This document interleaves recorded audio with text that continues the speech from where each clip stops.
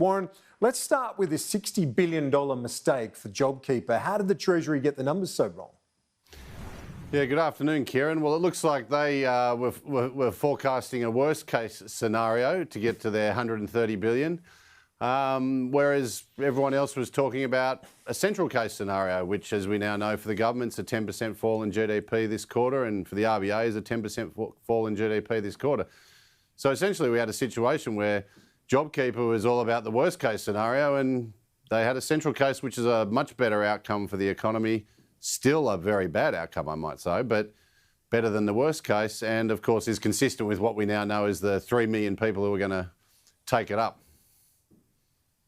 So to pick up on that, does that 3 million figure, the 3 million people on JobKeeper, mean the economy is better than we thought it is, in better shape?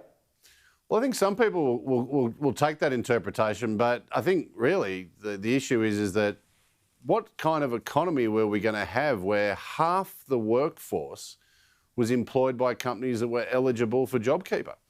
And it is a very, very bad economy. So, I mean, I think some people might take some solace in this, but the reality is that the numbers that are coming through are entirely consistent with what the RBA and the government are telling us, what most private sector economists are telling us. And this is the biggest hit we've seen in modern times. It's going to be about 10% of GDP now, and the path out is very, very uncertain. I mean, this is the big issue, and I think where the debate is now is that we thought we were going to get $130 billion worth of stimulus from the government via this wage subsidy, and now we're only going to get 70. And what does that mean? Well, some will argue the economy wasn't as bad as we thought and doesn't need it, so it doesn't make any difference, whereas others will have penciled in that $130 billion of stimulus to get their V-shaped recovery or their snapback. And I think that's where the debate is now. I personally was always sceptical about concepts of snapback, apart from just the sort of the improvement on reopening of the economy, and that this is still a very long road out or a long road back for the Australian economy. So in that context, do you want to see the Treasurer borrow that additional $60 billion and use it? Well, I think that the issue around JobKeeper is not changed from day one. As a policy, there's a lot of problems with it. It was an emergency policy, and the PM and the Treasurer themselves admitted that. But the big issue for the economy was that it was going to have a hard stop. It was suddenly going to finish, and still is planned to be finished at the end of September. I think now that the program is looking like costing a lot less than they thought, they should be using some of that money to taper the program, to ease the impact on businesses as it finishes, because the economy isn't going to be back to where it was in September. There is just no doubt about that. And the real risk is if we have the hard stop, whether it's 6 million people on it or 3.5 million people on it, that'll represent another shock to the economy, and there will be job losses. Businesses just will not hold the same amount of staff as they did when they had a subsidised workforce. So I think they need to use that money to taper it.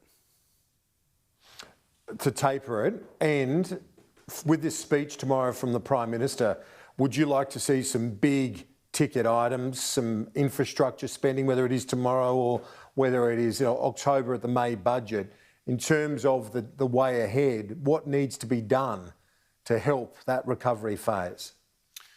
Yeah, well, I mean, I think the Prime Minister is going to give us a bit of a blueprint for a couple of key policy areas, being the labour market and the energy side. And I think that's really important to start to paint the picture, to have the debate. Really, we shouldn't be rushing into the kind of policy frameworks and policies that are going to shape our economy and therefore our country over the decade ahead. But I think the Prime Minister is going to start the conversation in a couple of key areas tomorrow, and I think that's really important. I would like to see infrastructure there, and I think it is unanimous across the Parliament that infrastructure is going to form part of this.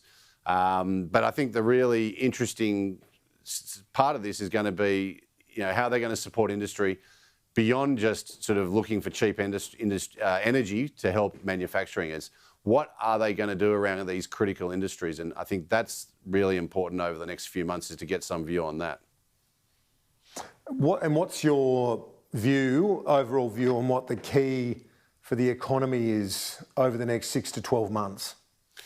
Well, I think we're still very much in trying to assess where we're at right now. The economy where it is right now is very uncertain. I think the the stuff up with JobKeeper highlights just how hard it is to get a feel for such a big shock to the economy.